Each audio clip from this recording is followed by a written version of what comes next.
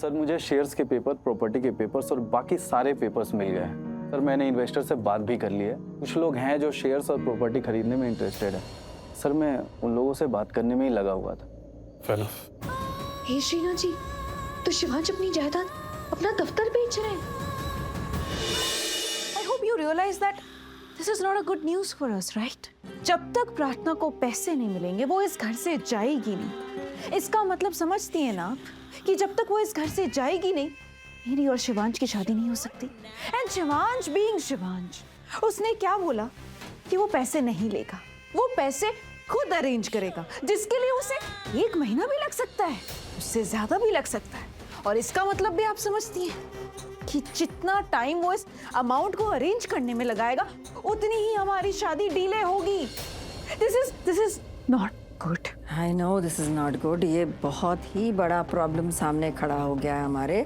थोड़ा टाइम दो सोचने के लिए कि इस प्रॉब्लम से अब कैसे निपटा जाए हमें, लेकिन निपट लेंगे, बस थोड़ा सोचने दो, टाइम दो। यस बुआ माँ, यू राइट। आप भी कुछ सोचिए और मैं भी कुछ सोचती हूँ, बिकॉज हमें कुछ ना कुछ तो करना पड़ेगा इस सिचुएशन का। I can not let this प्रार्थना ruin my life. No, that's not gonna happen.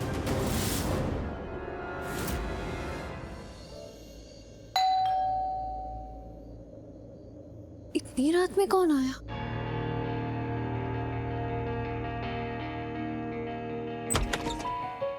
आप यहाँ? मैम वो शिवान सर ने बुलाया।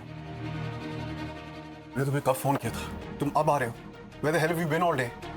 मैं कब से वेट कर रहा हूँ। सॉरी सर, लेकिन वो मैं सारे फाइल्स फाइंड आउट कर रहा था, इसलिए मुझे आने में देर हो गई। जो मांगा था लाया हो? Yes sir. शो मी।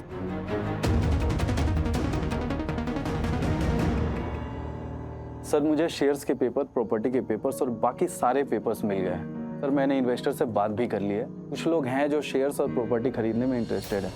सर मैं उन लोगों से बात करने में ही लगा हुआ था। Fair enough। हे श्रीनाथ जी, तो शिवांश अपनी जायदाद, अपना दफ्तर बेच रहे हैं। शिवांश, प्लीज क्या करें, मत कीजिए। तुम मत करो।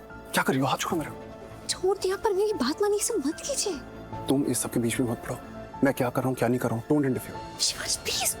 प्रार्थना प्लीज, कहा ना हाथ मत करो, समझ नहीं आ रहा क्या? तो आपको नहीं समझ में आ रहा है क्या? मैं भी तो तब से बोल रही हूँ, मेरी बात मानिए, सुनिए। तुमने कभी सुनी है मेरी बात? मैं तुम्हारी बात क्यों सुनूंगा? तुमने कभी मेरा कहा करा है तो तुम्हें क्यों लगता है कि मैं तुम्हारा कहा करूंगा? करना पड़ेगा। नहीं करूंगा, जबरदस्ती है। हाँ है, आपको मेरी बात माननी पड़ेगी। नहीं मानूंगा। प्रार्थना, what the hell is wrong with you? तुम्हें मुझसे लड़ाई करना, मेरे लिए प्रॉब्लम्स क्रिएट करना अच्छा लगता है क्या? नहीं, ना मुझे आपको परेशान करना पसंद है और ना ही आपसे लड़ना, लेकिन मैं नहीं चाहती कि आप कोई भी बेवकूफी करें। What? तुम्हें लगता है मैं बेवकूफी कर रहा हूँ? तुम्हें लगता है मैं बेवकूफ हूँ? हाँ, अपनी जायदाद बेच रहे, अपने दफ्तर को बेच रहे, ये बेवकूफी तो हुई ना। मैं आपको ये करने नहीं दूंगी। तुम अपने दिमाग से पैदल हो गई हो क्या? तुम्हें क्यों लगता है मैं अपना बिजनेस, अपनी जायदाद बेच रहा हूँ? अरे बेवकूफ मैं नहीं, बेवकूफ तुम हो। मैं अपना बिजनेस कोई बेच नहीं रहा। तो फिर वो जैन जी क्या बोल रहे? अरे मैं किसी बिजनेस में इन्वेस्ट करने वाला था, मैंने उसकी डिटेल्स मांगी थी, वो मुझे डिटेल्स बता रहा था। देखो जो बातें समझ में नहीं आती ना, उन्हें समझने की कोशिश मत किया करो। क्या समझ लिया? और बाय द वे, तुम्हें क्यों लगता है कि मैं अपना बिजनेस, अपनी जायदाद बेचूंगा? ऐसी क्या प्रॉब्लम आ गई, ऐसी क्या आफत आ गई है कि मैं अपना बिजनेस ही बेच दूंगा? क्या लगा तुम्हें?